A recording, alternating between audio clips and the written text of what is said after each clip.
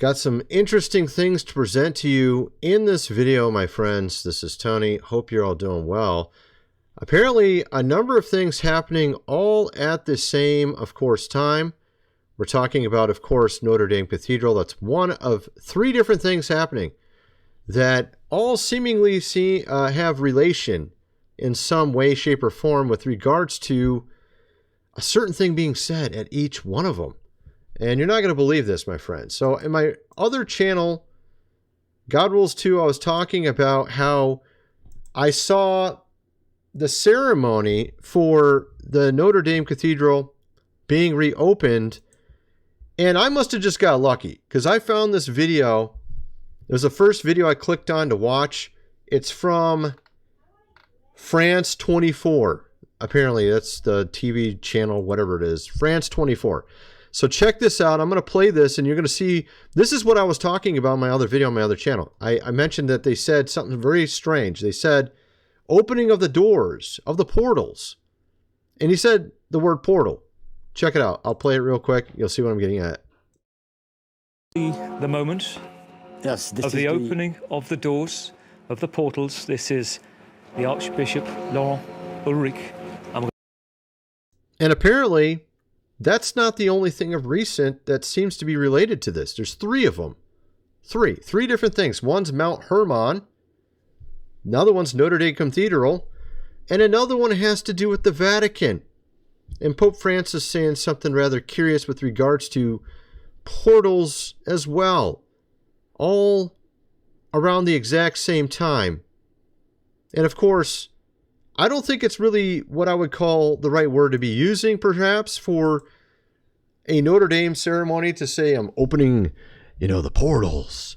What kind are you opening? That's a good question to ask. What kind are you opening? And so, like I said, we're going to get into this. And again, also the Mt Hermon, what recently happened there, and also what Pope Francis recently said. As we get into this video, first of all, I got to mention we have a giveaway going on right now. 10 days left. First prize is $2,000 almost of gold and silver. Second prize is a laptop with good specs and great ratings. Also third prize, $800 of food supply, 3 months worth. Very easy to enter. Simply pause the video, click link below. For the entry, you simply put your name and email in and click a bunch of buttons. Honestly, it'll take you about a minute. You end up subscribing to other channels in the process. We're talking on other, like X and things of that nature. But I guess technically if you don't have an X account or Twitter account, then it might take you a little bit longer. But if you have one of those, it'll be very easy. Just click, click, click, click, click, and you're done. At any rate, you might want to go check that out. Link is in the description. Of course, also food supply, 25 years shelf life. Link is in the description. 4 weeks worth for $187. Considering all the wonderful things going on around us all the time, you might want to get that just in case. Never know what's next. World WAR, who knows? Sky is the limit. Link is in the description for that. Of course, this book here, The Lost Ways, How Your Great-Great-Grandfather Lived Without Electricity, How to Build a Cellar, do things around the house like they did in the good old days, hundreds of pages illustrated. The fact is, you don't know what will happen tomorrow. It's always wise to be prepared beforehand. You're not going to be able to buy this at Walmart. I'm about the only person here on YouTube selling it. Link is in the description for that as well. All my other social media link below. Also, of course, we're doing the game with 9 shares left out of 550. For those who want to invest in the game, $400. And you can be part of the group that gets 20% of the profits when we start selling this game.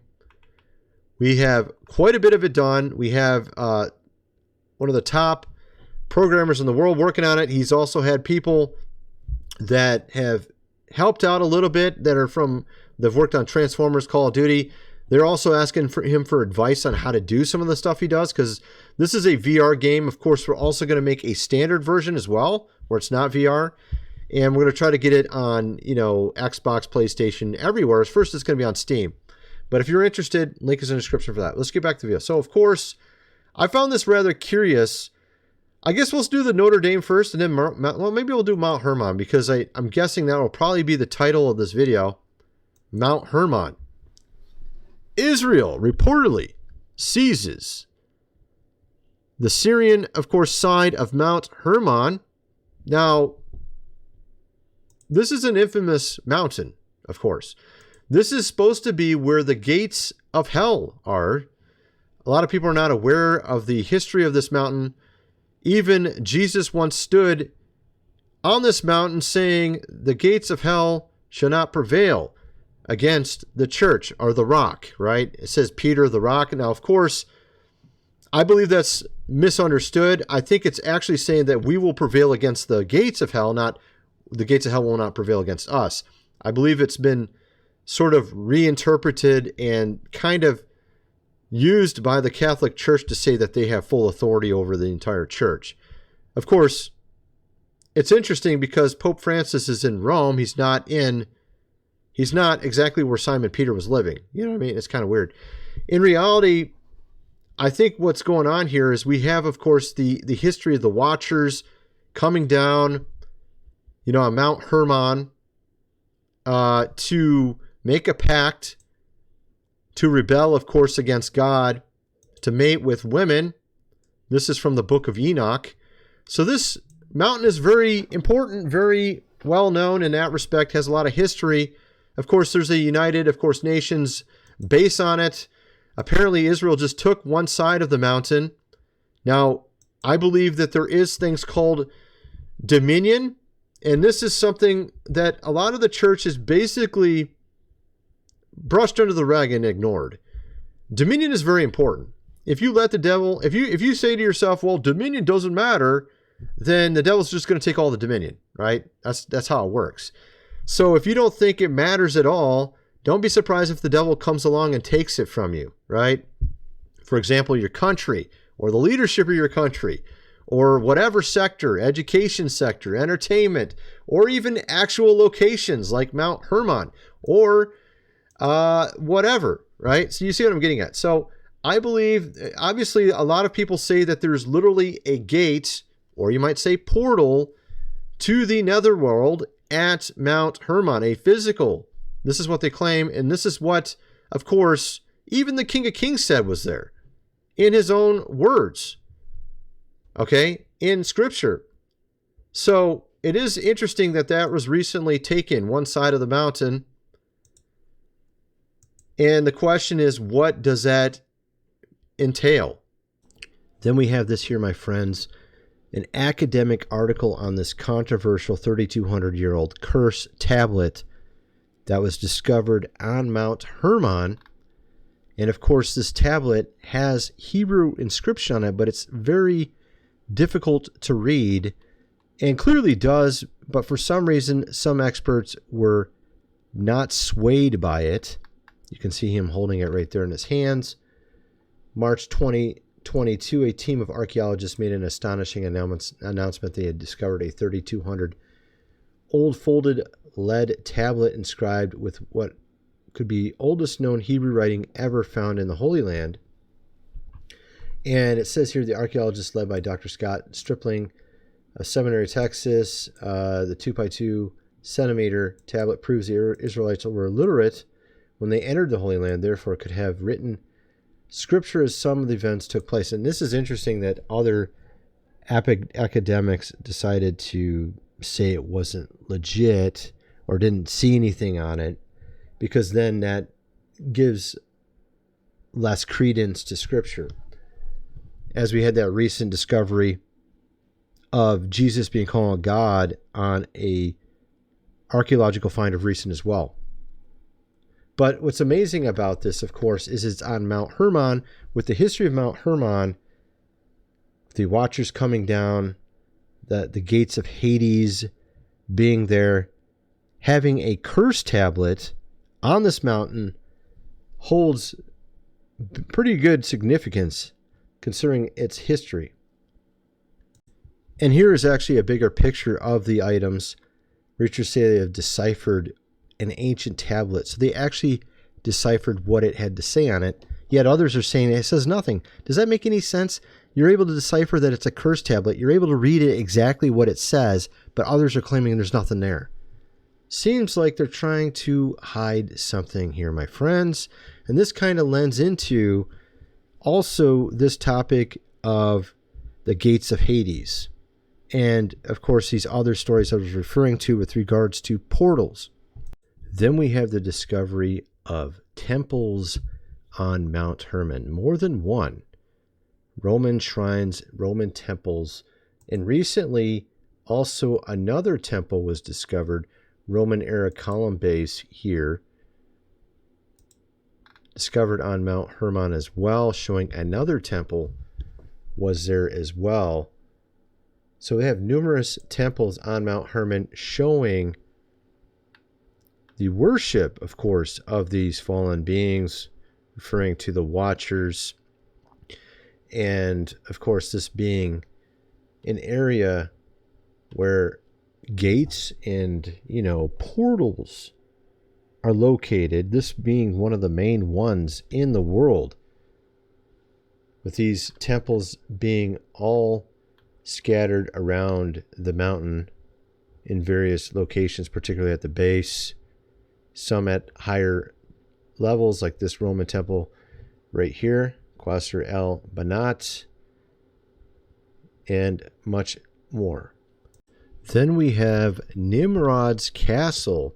As you can see here, this ancient castle remaining in Israel on Mount Hermon, the largest in Israel, by the way. You can see here as it goes in, check this out. The side of the castle. You also have over here, this is rather interesting as well. It's footage of inside the castle.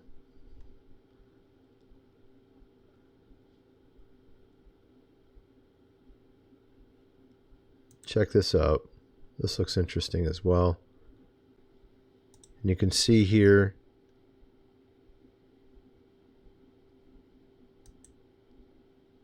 kind of amazing how it looks inside it. Check out the rest of this video over on Biblical Places in Nature in Israel here on YouTube. It is interesting, though. So you have that story as well going on right now. And I believe that we've just entered into a new Ona. In the Dead Sea Scrolls, it has a concept called an Ona. I've talked about it numerous times. It's a 500-year period of time. We have, of course, the Book of Esther.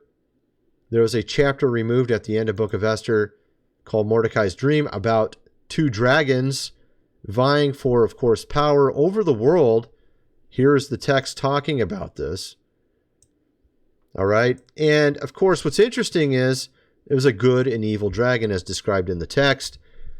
And the good dragon won. And this is where Esther was integral in saving Israel. And it, I believe, ushered in a age under the white dragon. And let me see if I can show you this.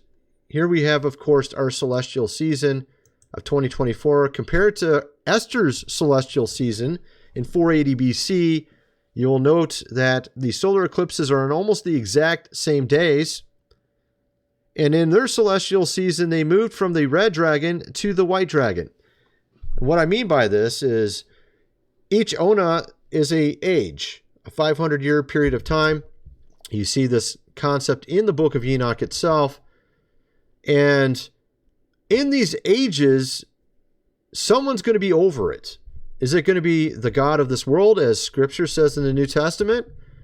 Which, of course, by the way, the word world there is aeon, which means eon in English, or age, the God of this age. And, of course, during the time of the writing of Scripture in the New Testament, that was 0 AD to 500 AD, which was the red dragon age. Okay, the white dragon, which would have been Esther's time, from 500 BC to 0 AD was the age of the white dragon. And of course, the age of the white dragon again occurred after that in the Middle Ages. The Middle Ages was two white dragon ages in a row.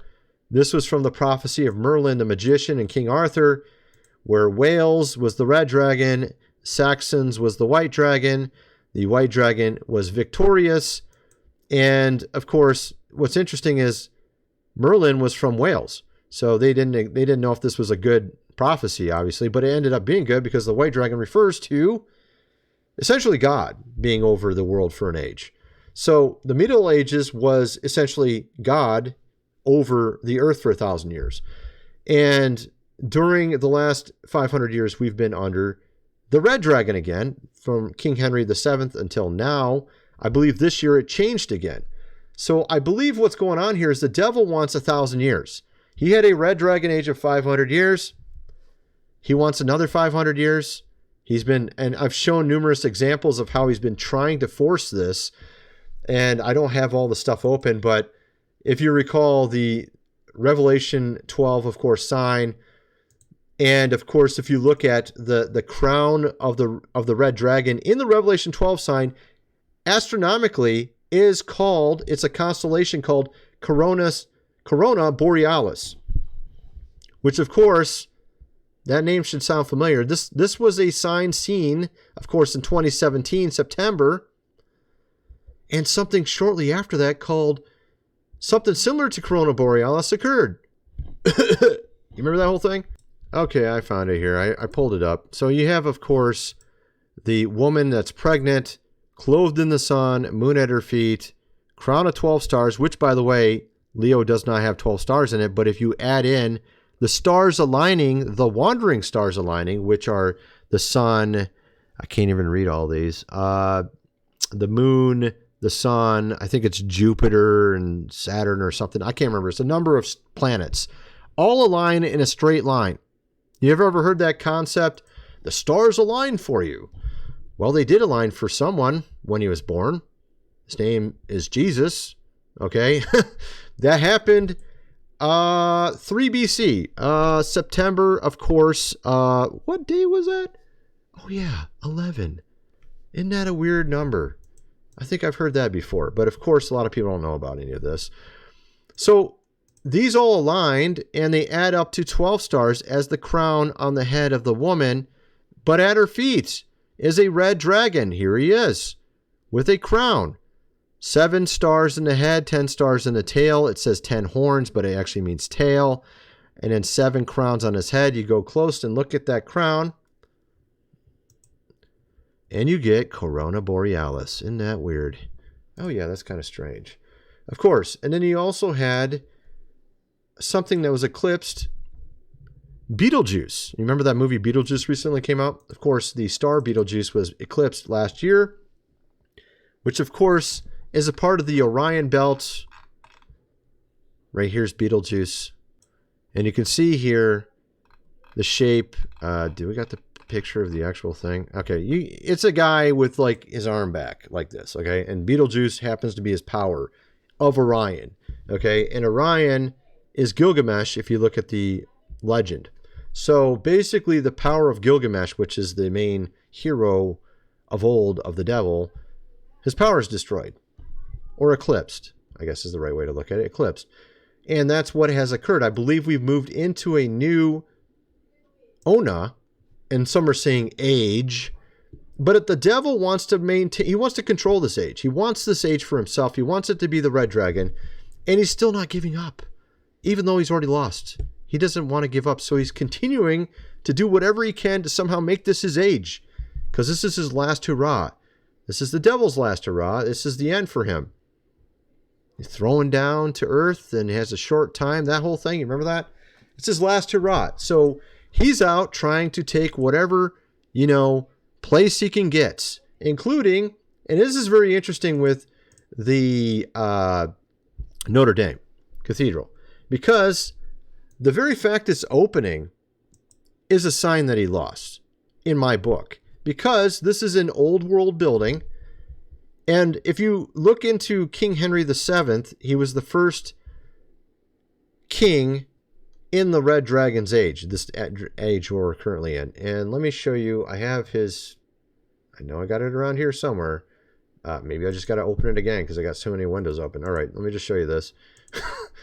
I got like 60 windows open or something. All right, so let me just show you this. So King Henry VII, you look at his crest, It is a red dragon and a white dog. You look at King Henry VI before him, his crest, you get 2 white dragons, because that was the last king of the white dragon age. That was the Middle Ages. We entered into the red dragon, and one of the first things King Henry VII did was go around and destroy old world buildings built in the Middle Ages, because the devil's like, it's my time. I don't like these buildings. Let's get rid of them. Might sound strange, but if you go look into this topic, you'll see I'm correct. Lots of these buildings mysteriously burn down all the time, even though they're made of stone. Just like Notre Dame Cathedral. It got caught on fire for some strange reason. Just like all these other old world buildings, they always seemingly catch on fire and disappear. But this one never disappeared. And I guarantee you he didn't want this open. He did not want this building open, but nevertheless, it's opening. Currently opening. And I think he was trying to put some sort of, this is just my theory. All this is my theories, okay? What do you want to call it? Spell? Whatever you want to call it. Because look at this guy's mitre. This is the most bizarre thing I've ever seen in my life. And we're going to watch this here, okay? You remember it said opening portals. So I think it's almost like the devil's trying to subvert the fact that he's lost. He's like, I'm going to do whatever I can to somehow get back this new age for myself. That's what he's trying to do. And I think this is just one example of him trying to do it. Let's play this.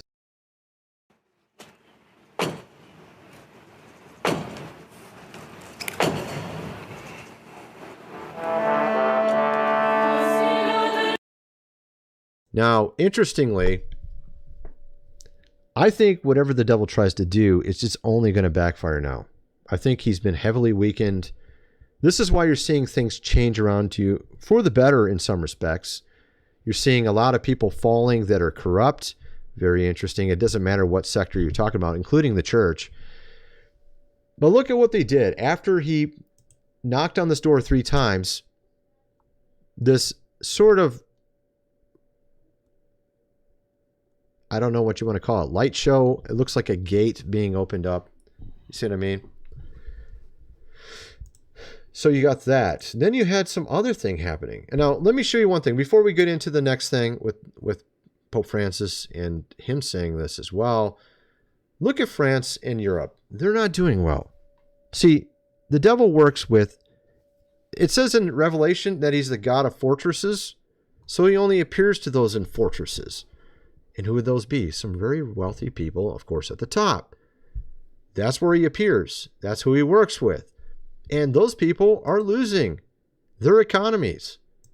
France, GOV collapsing. Germany, collapsing. South Korea, Georgia, Syria. You see this? That's kind of interesting if you ask me. So, we have here French stock pain. Set to continue worst year since 2010. So their stock market is not doing well. French equities not doing well. And let's get rid of this article. Get to the next thing I want to show you. Okay, what else do we got here? All right, I wanted to show you this. So remember, this was 4 months ago.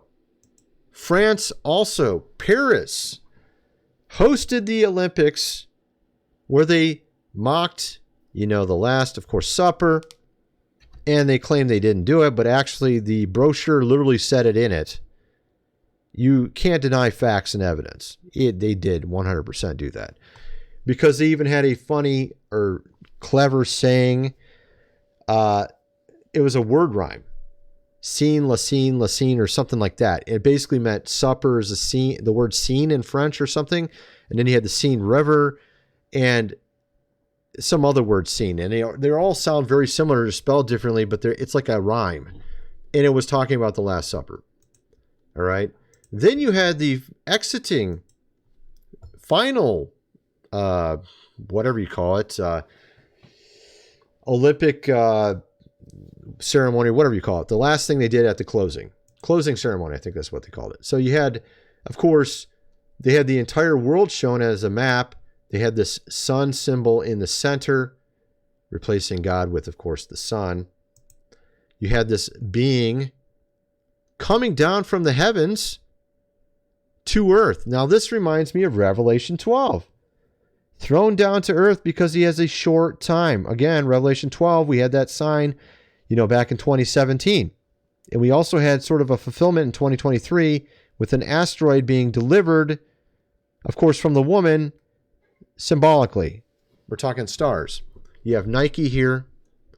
You have this being, likely the devil, coming down to earth because he has a short, of course, time. And as I indicated, this is an old world building. The devil doesn't want this to open because this is from the Middle Ages. It was built in the Middle Ages, 1163. This was built during the White Dragon's time. The White Dragon, of course, you remember, the King of Kings said, be wise as a serpent, harmless as a dove, the word serpent being used in a clever manner. You also had the serpent on the pole Moses held. A lot of people, I always wondered, why was it a serpent on the pole? And even he referenced that he would be on a pole as well, right? Like, why is a serpent on the pole on Moses at that time? That sounds really strange. I thought a serpent's always bad, right? Red dragon. Everyone only knows the concept of the red dragon. The word dragon in English, or in Greek, in Greek is serpens. Okay? And that constellation is called serpens, by the way. The one, the snake that's being held by the man. And that's the same in the Greek. So what people don't know is there's a chapter removed from the book of Esther saying there is a good dragon or a good serpent, a white serpent or a white dragon. The white dragon won in the fight for the Middle Ages. So could that serpent on the pole referring to a white dragon as being sort of the symbol of God? You see what I'm getting at? So that's where I think that's I thought that was kind of interesting. But so then getting over to the Vatican, we have, of course, Pope Francis inaugurates nativity scene in the Vatican showing baby on I think you say kaifa, is that how you say it? Which is a scarf that, Muslims commonly wear. That's kind of strange. Why did he do that? Right? So you have that. You have actually a lot of stories with regards to the Pope, and it's going to all tie into this. And I also wanted to mention something else he recently said as well. It says in September, by the way, I think it could have been 11 or 13, I'm not sure. He said all religions are a path to God, and he said it like 4 different ways so you could not misunderstand him. He said it, there's no way you can misunderstand him. It was very, very clear. And he was talking about Hinduism, Buddhism, all these, which means basically he was teaching completely the opposite of what the King of Kings taught, which he said, I'm the way, the truth, and the life. No one comes to the Father but by me. This guy, being the leader of the Catholic Church, completely contradicted that. So obviously not exactly representing Jesus, I wouldn't say. Kind of, obviously. And then you have, of course, the St. Malachi prophecy, which tells you that you're on the last pope right now. Peter the Roman, who will pasture the sheep. When those things are finished, the city of 7 hills will be destroyed, and the dreadful judge will judge his people. The end. We're on that pope right now. You look at the last one, Pope Benedict, Glory of the Olive. He was of the Olivetan order. Pope John Paul II, of the eclipse of the sun. He was born on a solar eclipse. His funeral was on a solar eclipse. It's pretty accurate considering these are 1,000-year-old slogans being attributed to these popes. So we're clearly on the last one. And why is he the last one? Well, because he's leading, of course, the church astray. And I think he's not done with that. I think there's going to be more. And then there was something else that came out. And my researcher just told me about it. And I got to go look it up because I don't have time to look through a million of his texts here. Let me just see if I can find this. Portals. Yeah, here it is. I already found it. Here we go. That was pretty easy. I typed in Pope Francis portals. Oh, that's kind of weird. Oh, look at this. 5 sacred portals for Christmas Eve. Really? Well, thank you, Francis. I really appreciate that. For some reason, I have this funny feeling they may not be good portals. I don't know. I could be wrong, I guess. To open 5 sacred portals on Christmas Eve. That's never been done before. That's so weird. Could this be like the last hurrah for the devil? Is that what's going on here? trying to bring in as much as he can. Portals everywhere. Got to get it all done. He's got to have this last 500 years. Of course, he's not going to get it. Whatever he tries to do, it's all going to fail. But that's what I'm seeing. This is what I'm seeing is going on around us currently. Actually, let me throw in a last thing. This is kind of an interesting thing that I discovered. I've talked about this a little bit before. Now, Matthew 26, it says, "You will see the Son of Man coming in the clouds of heaven." He's saying this specifically to the Sanhedrin. Remember, he said, "Behold, I come quickly." And he also said to John, actually, no, he said it to the other disciples about John. What is it to you if he's still alive when I come back? Something to that effect. Now, some people, they say, well, he didn't say he will be alive when he comes back. I've seen Inspiring Philosophy cover this. The only problem is he's sort of kind of playing with that, at least, that idea of maybe he will be, right? And then he also says, "Behold, I come quickly." And he also says to the Sanhedrin, "You will see me in the clouds." Kind of hard to see him in the clouds if they're already gone. And it's been 2,000 years. You know what I mean? Kind of a little bit hard to see it. You know what I'm saying? Like, well, there is something that did happen that for some reason no one seems to really know much about.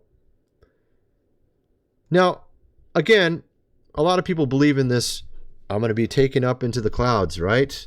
Soon here, which I do believe he will come back. I'm not sure how that all works out, but I do believe it. And I think it won't be too long from now. But what's interesting is something happened in 66 AD. Who said that he only comes back once? You know, in the Old Testament, he was there, right? When it says angel of the Lord, it's talking about the King of Kings literally being physically present on earth. In the burning bush, it was him. When he met with Abraham, it was him. Okay? This is what people don't understand. The word angel doesn't mean, it's not a class of being. It is an occupation. It means messenger. It's like postman. And Dr. Michael Heiser has proven that is what is going on, that he was the one in the burning bush. That was the King of Kings in the burning bush before he was born on earth. You see what I mean? So he's been here. There's nothing that says in Scripture he must come one time. Okay? That's just people's assumption. They assume that. What if he already came in 66 AD? We have four professional historians documenting this, that there was armies, chariots in the clouds surrounding, of course, Jerusalem in 66 AD. The Sanhedrin would probably be around still at that point. John would probably be around at that point. Well, he was around at that point. And what's really interesting about this is this was recorded by four professional historians: Flavius Josephus, Tacitus, and there's another guy, and the other guy actually mentioned something rather interesting. Let's see if I can figure this out. Okay, here we go. So I think this is in Flavius Josephus here. It says here, "Moreover, in those days were seen chariots of fire and horsemen, a great force flying across the sky, near the ground, coming against, of course, Jerusalem. Horses of fire, riders of fire." Okay? And here we go. It says in Isaiah 66, "For behold, the Lord will come in fire and his chariots." It literally says exactly what happened. This isn't what someone's interpretation is. This is exactly what happened. Isaiah 66 says, "For behold, the Lord will come in fire and his chariots." And that's exactly what was seen and historically documented in 66 AD. But no one knows this for some strange reason. That's so bizarre. Why does no one know this? Even Flavius Josephus wrote about this. Well-known historian in bookstores everywhere. No one still knows about this. It literally reflects exactly what the Scripture says. Exactly. So why does no one know about this? And that's strange because it doesn't fit the Left Behind, beam me up, Scotty, and it hasn't happened and it's 2,000 years later thing. It doesn't fit it. You see what I mean? Perhaps there's some errors in that idea. Okay, you know what I'm saying? Something wrong with that idea, I think, a little bit. When you have things that actually happened in history and were documented. I'm trying to find the one. Yeah, here it is. So you had Tacitus, you have Flavius Josephus, both professional historians. You have this other guy here. Okay, who is this? Oh, this is interesting. Okay, so what does this say? Above the vault, over their heads, looked like a throne of lapis lazuli, and high above on the throne was a figure that of a man. I'm trying to understand where this is from.